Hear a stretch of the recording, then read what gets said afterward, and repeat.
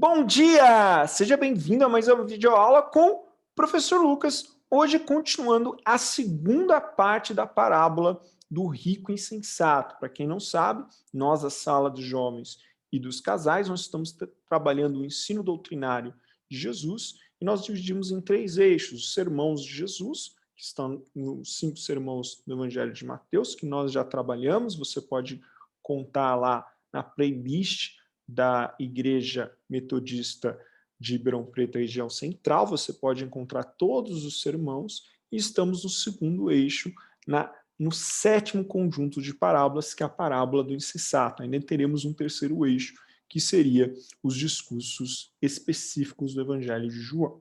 Tá bom?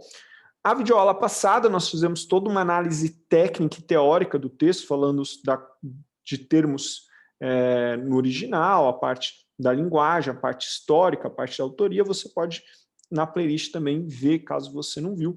Hoje nós estamos trabalhando a segunda parte, que é o objeto e análise da parábola. Então, qual que é o objeto central da parábola? O objeto central está totalmente ligado à pergunta, né? Elas formam uma unidade. Até outro elemento, porque aqui Snodgrass ele desconstrói não só pela questão da historicidade do texto de Lucas, que é primeiro, tanto nos manuscritos, como postei, como na patrística, como eu já tinha apontado na aula anterior, mas como há uma unidade muito conectada entre a pergunta e a parábola. E não tem manuscritos sem as duas coisas de Lucas, e como as duas se unem, né? Quando você vê o questionamento pedindo aquele irmão mais novo, provavelmente, querendo a justiça para ele, né? Ele vai atrás de Jesus, de um rabi, como eu expliquei na aula passada, que esse rabi ele não era um doutor ordenado, que não apenas julgava e interpretava a lei, mas ele trazia a halaká, a jurisprudência civil, e aí ele queria o quê? Que Jesus julgasse a causa dele a favor. Para quê? Para que ele requerisse do irmão a parte que ele achava justa da herança. Ou seja, aquele homem não está preocupado com o ensino de Jesus, aquele homem não está preocupado com justiça, senão levaria o julgamento até seu irmão para o seu irmão se defender. Não, ele está preocupado em fazer a sua própria vontade, ou seja, ele está aprisionado numa cobiça. Por isso, Jesus responde àquele homem com uma reflexão. E essa reflexão não é só para aquele homem, mas é uma reflexão para todos que ouvem, já que o tema central de Lucas 12, como eu disse na aula passada, é o quê? Acautelai-vos do fermento dos fariseus. A hipocrisia, a religião de fachada, de espetáculo, de atuação como ator. Mas a verdadeira fé é uma fé que transforma o coração do homem. Por isso que você não deve temer instituições humanas, mas temer a Deus e a sua palavra. E confessar ela diante dos homens, assim como Deus confessará diante de Deus. E assim não ter na segurança da sua vida ou no desejo da sua vida as riquezas ou a cobiça, mas sim a Deus. Por isso que a pergunta daquele homem é rebatida com uma autorreflexão, não só ele, mas todos que ouvem, trazendo a parábola. E depois conclui apontando aos seus discípulos, que é o tema central, né, de perder a sua vida para ganhar. Por isso que ele continua falando daquilo que está no nosso coração, nosso tesouro. Por isso ele continua falando, na continuidade, sobre como nós não devemos temer nas coisas básicas da vida. Porque é o Senhor que nos guarda e nos cuida e nos supre. O que nós temos que procurar é com reino e sua justiça em nosso coração. Né? Então, a parte proverbial, se você pegar do 22 ao 26, os Nodras, ele vai falar que é um nissal supérfluo, ou seja, ele não só explicou no 21, como ele reforça a explicação com o texto proverbial, que é muito próximo com Mateus 6, 19 e 21, porque ele quer reforçar aquilo que está no nosso coração, que está cheio no nosso coração, é aquilo que nós somos como essência, né? Por isso nós temos que apegar à essência e sermos luz, sal, né? Trazemos a transformação, tá? Então esse é o objeto da parábola, o que está no nosso coração, o que ocupa o nosso coração, o que é nós por essência, esse é o objeto central, por isso que o objeto central da pergunta desse jovem, né, que quer justiça de herança, ela é a riqueza, né, a cobiça, né, e por isso que Jesus leva essa autorreflexão, mas será que só é ele que tem a cobiça, né? E aí, daí vem a parábola do rico insensato, né? E aí vamos para várias camadas. A análise aqui tem várias camadas que a gente pode tirar da parábola. Como nós já disse, a parábola ela é uma estrutura indireta simples com nixal final. O que é um nixal? Uma explicação dessa parábola. Ela é um exemplo negativo e não é uma figura metafórica. É um exemplo negativo mesmo, de um homem, que poderia ser qualquer homem, na Galileia ou na Judéia, que se enriqueceu muito e pensou, vou agora aproveitar toda a minha riqueza, entesourando cada vez mais e deleitando cada vez mais de tudo que eu produzo. Então, Jesus aqui não está, aqui não é um simbolismo de Israel, aqui não é um simbolismo de nada, aqui é um exemplo negativo do tema central, que é o quê? Aquilo que está no nosso coração.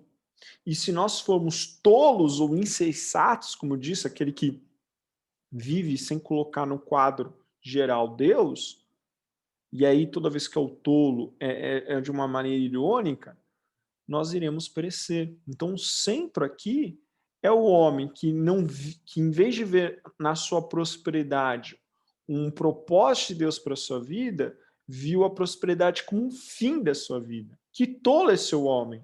Porque o dia que eu pedir a sua alma, o que ele vai fazer com esses bens?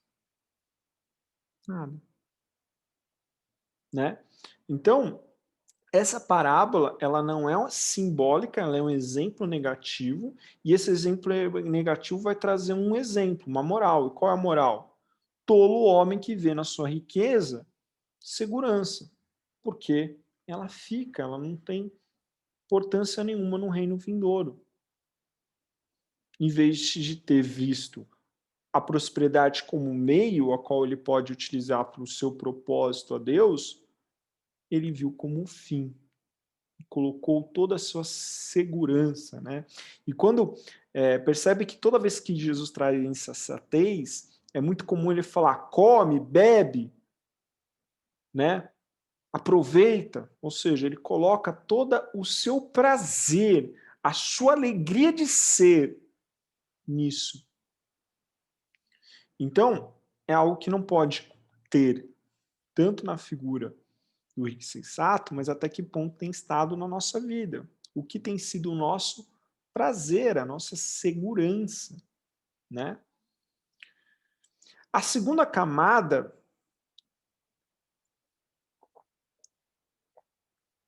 ela é bem interessante. Ela mostra a efemeridade da nossa vida. Tiago mostra isso de forma magistral na carta de Tiago, né? Que somos como neblina.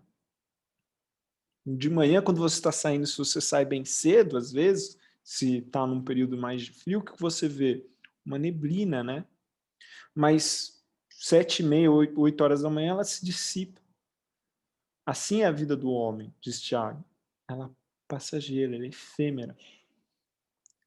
E aí, nessa fragilidade da vida humana, o texto coloca de maneira especial como o veredito de Deus, essa forma abrupta de tirar, né, quebra, né, são 4 versos e de repente ele quebra e fala, você morreu e perdeu tudo. Né? Essa forma abrupta, ele quer passar essa fragilidade da vida. E como podemos colocar nossa segurança nas coisas que nós temos, como mostra na imagem? A morte do indivíduo, ela não pode ser menosprezada. A morte do indivíduo não pode ser apenas parte de uma agenda moralista. O próprio texto do capítulo 2, ele começa do 4 ao 7. Quem nós temos que temer? Quem nós temos que preocupar? Quem nós temos que, antes de tudo, agradar? A homens, que não podem fazer nada a você, ou por coisas limitadas? Ou a Deus? Então, a segunda camada da análise é mostrar não só a fragilidade da vida, mas como a gente tem que dar ênfase muito mais ao vindouro, aquilo que Paulo fala no atemporal, no eterno, do que é transitório. Mas não, muitas vezes, como a gente vê aqui na bela imagem, a gente se atenta mais, a gente saboreia os nossos celeiros, a gente olha e fala, goza minha alma dos meus recursos. Você abre lá o seu aplicativo de banco e vê lá. Você olha para o seu celular novo, seu tablet novo. Você olha para a sua casa nova. Não, você não possa ter isso, mas não. Ela não pode ser a segurança, o prazer. Nós não temos que ter o centro dos nossos anseios essas coisas. Elas podem ser ou não ser. Elas não podem girar, mas temos que atentar, antes de tudo, a nossa alma ao vindouro. E o texto faz esse contraste muito bem. Como aquele homem não atentava à sua efemeridade, o seu juízo, mas atentou só para o carpe diem, só para o agora, para o agorismo, diríamos hoje. Mas esse agorismo, ele é transitório e passageiro. Ele se desfaz como areia. Então a gente tem que sempre apontar os nossos olhos para o eterno e não para o transitório. A intervenção no texto põe um fim aos planos daqueles homens. Seus bens eram como areia, mostrando como que o controle da vida não é só frágil, mas tênue. Por isso, só a vida é tênue, os nossos planos, eles não podem girar apenas dos bens que nós recolhemos ou das coisas materiais, mas do propósito que Deus tem, porque o propósito de Deus, ele é eterno, ele não passa. É aquilo que Paulo fala que são as obras que vão passar pelo fogo e vão ser aprovadas. Por quê? Porque não são passageiras, são eternas. Os planos daqueles e a riqueza daquele homem é que era como palha que queimaram ao fogo do juízo eterno. Por quê? Porque se preocupou nas coisas que passam.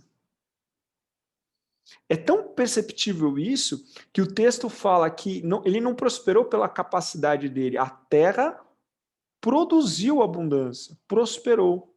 Muitas vezes, Deus vai nos fazer prosperar.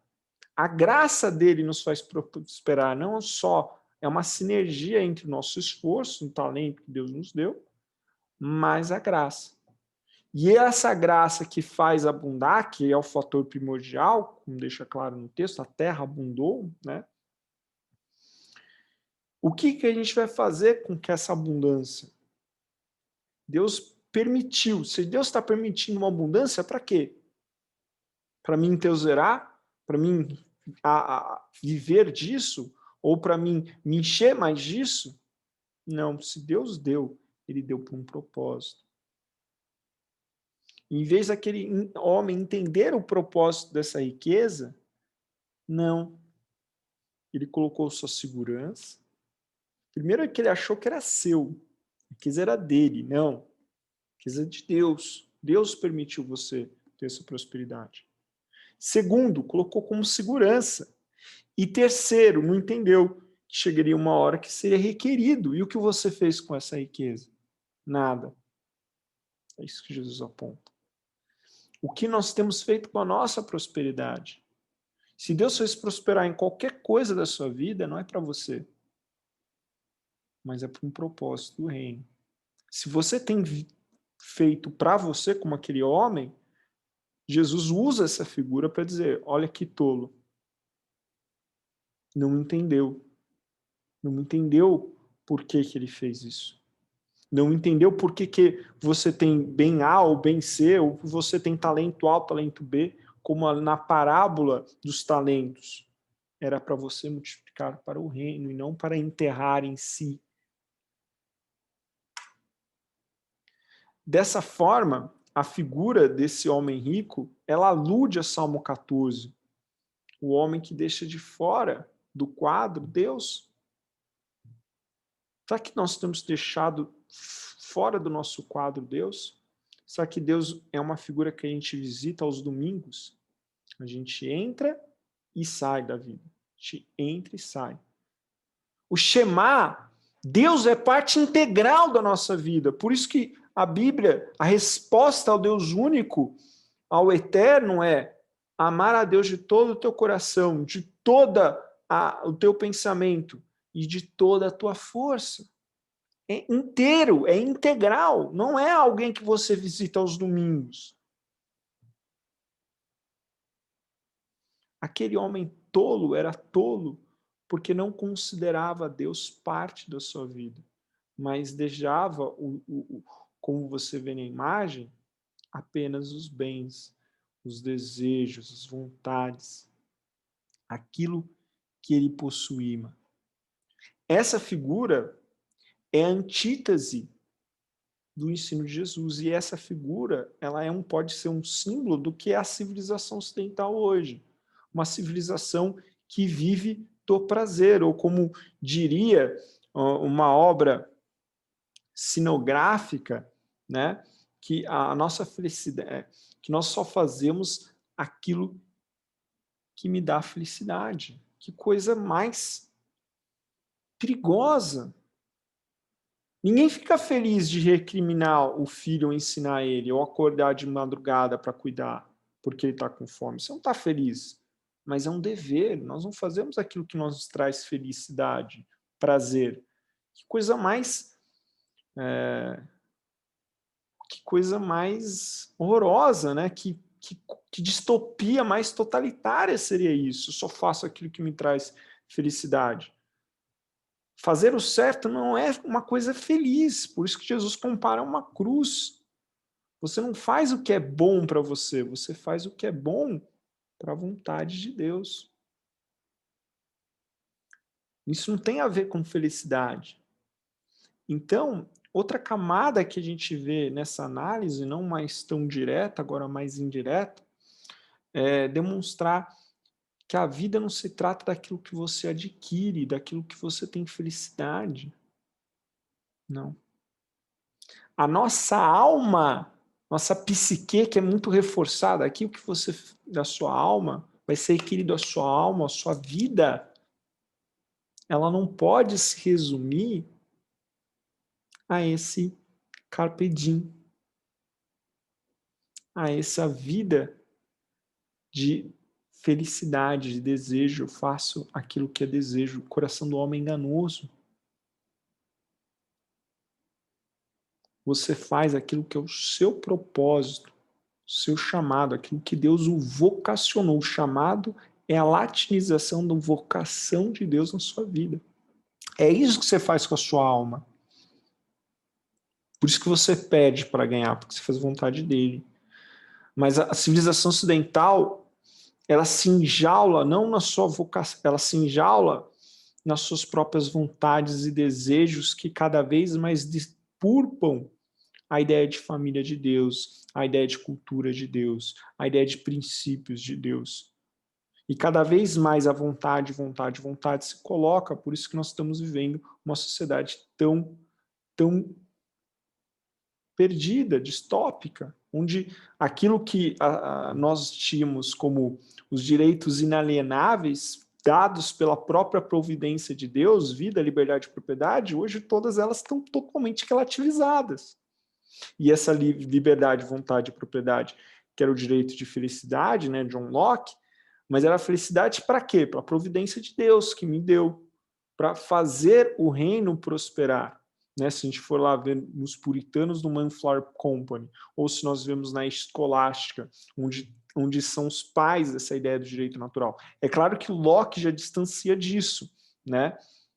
Mas a essência do que Locke está repetindo aqui, ele está repetindo o que a escolástica diz, está repetindo o que Lutero falava.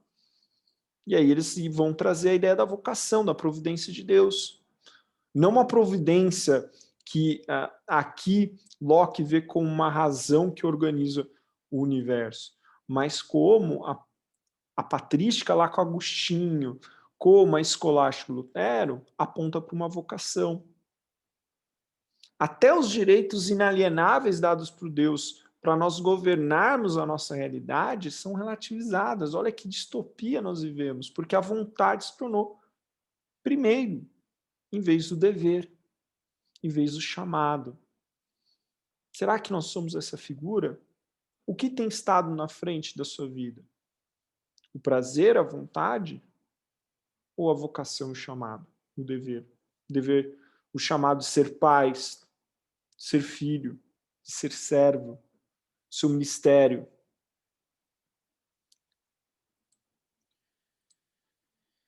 A questão real é a ênfase do que fazemos com a vida. Será que nossa vida é apenas produzir riqueza, felicidade? É tolice nós pensarmos que a nossa vida se resume a isso. Diria apóstolo Paulo, maldito homem que pensa que as coisas, que a nossa vida se resume a isso. A riquezas, ao material? Não. Mas antes, a nossa vida deve girar-se no propósito de Deus. Por isso que o apóstolo Paulo, ainda que preso e abandonado na sua segunda prisão em Roma, diz que ele combateu o bom combate, que ele guardou, né, a boa fé. Por que ele pode tranquilamente dizer isso ao seu grande filho na fé, Timóteo? Porque ele cumpriu o seu propósito. Será que nós vamos poder falar isso no fim da nossa vida? E aí o texto traz, né, no verso 20, desculpa, é importante sermos ricos para com Deus. O que seria essa riqueza? O Wesley define essa riqueza em 3 adjetivos: amor, fé, amor e obras. Nós temos que ser ricos da nossa fé, que nós respondemos a Deus, né, a fé justificadora, desse amor que é para o Wesley, essa nova natureza que é criada em nós, nesse processo de santificação para um desejo de perfeição cristã, de ser de santos como seus santos.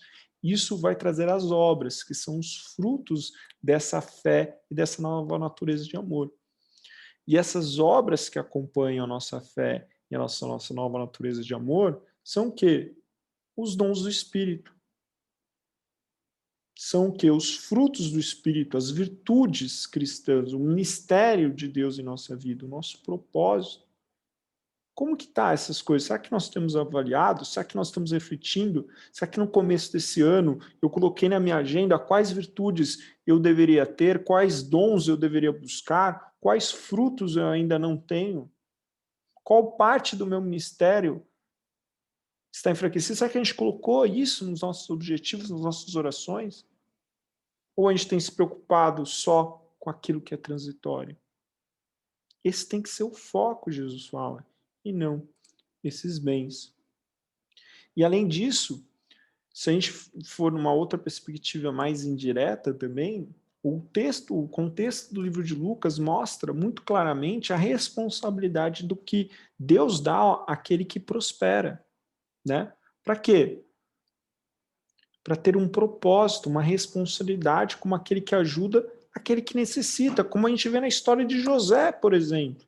A gente pode fazer uma alusão indireta, não está direto isso no texto, eu estou fazendo uma alusão indireta, que é o quê? José, ele prosperou no Egito, para quê? O que ele fala lá no final do discurso?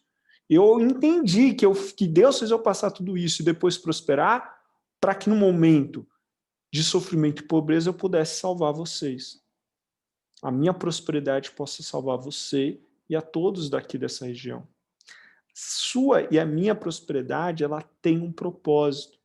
um propósito às vezes na sua família, um propósito na sua comunidade de fé, um propósito no reino de Deus. Se você não enxerga assim, você está sendo como aquele homem tolo, usando só para si mesmo, né? Até por isso a patrística usava desse texto para ser um instrumento de ensino contra a cobiça e para ensinar a caridade cristã, a importância da caridade cristã, que muitas vezes foi abandonada nas nossas igrejas evangélicas. E caridade cristã não é teologia da libertação, não é missão na íntegra. Caridade cristã faz parte, não se resume, aí a diferença, não resume a teologia cristã, mas ela é uma das práticas, como vai mostrar o Wesley, né, da vida cristã, né? O problema dessas teologias é que elas tornam, primeiro, elas moldam isso a um comunismo, e segundo, que elas resumem o cristianismo a isso, tirando toda a sua parte transcendental, né? E os outros elementos da ética. Mas não vamos entrar nesse assunto. Então, as nossas principais ambições, as nossas principais seguranças nesse mundo são o nosso próprio prazer, os nossos próprios desejos, são os nossos principais obstáculos da salvação de uma vida integral com Deus. Elas devem ser não fins. Fins é a eternidade. Fins é os dons, é as virtudes, é os frutos, é o meu propósito, meu chamado de pai, filho, amigo, chamado no seu trabalho. Para tudo você tem que cultivar o reino, glorificar a Deus com as suas obras diante de Deus e dos homens. Então, esse é o verdadeiro fim. Essas coisas, riquezas, cargos, empregos, elas são acessórios. Você pode desejar, eu desejo, nós todos desejamos. Mas se eu tiver ou não, beleza. Não é isso que resume minha vida. Entende? Entende isso? É acessório, não é fim. O fim é meu chamado com Deus. E traz um segundo elemento de aplicação, o que eu faço com a minha prosperidade, como aquelas mulheres que financiaram Jesus. O que eu faço com meus recursos? Eu tenho que ter propósito. Não pode ser só para mim mesmo. Senão eu não entendi. O terceiro elemento de aplicação, a gente olha muito para essa parábola e pensa que o problema é a riqueza. O problema não é a riqueza aqui, é como nós usamos a riqueza. Não sendo o centro da nossa vida, se tivermos ou não tivermos, que bom, o importante é cumprir o propósito de Deus e servirmos a Ele. E segundo, se nós tivermos prosperidade, que usemos com uma ética cristã, seja ajudando os necessitados, seja financiando o reino, seja gerindo uma empresa. Você que tem uma empresa, Deus te colocou ali para poder abençoar diversas famílias. Diversas famílias estão tendo seu curso por causa de você. Então, o que você tem que fazer? Executar muito bem essa empresa ir bem, para abençoar essas famílias e pagar elas de maneira justa. Se você está explorando, roubando elas no seu trabalho, né? Como diz lá em Tiago, Deus vai requerir isso. Pagar de maneira justa. Fazer prosperar para abençoar elas. Não só o seu serviço está abençoando vidas, mas o trabalho delas. Então você tem que saber fazer prosperar para abençoar todos. Né? Hoje vamos falar que é capitalismo cooperativo. Não, é ética do reino. Assim, outro elemento que a gente pode ver, a gente acha que essa parábola é mais fácil ser interligada à figura de um rico. Não necessariamente. Toda pessoa que vê a riqueza como o fim da sua vida, com aquela que gere a sua vida, ela é a figura dessa parábola. A gente coloca mais a figura do rico, que é mais fácil ele ter essa percepção de sua segurança, do fim da sua vida. Mas é todo aquele que coloca no centro da sua vida, o resumo da sua vida, a segurança da sua vida, o resumo da sua vida é como aquele rico insensato.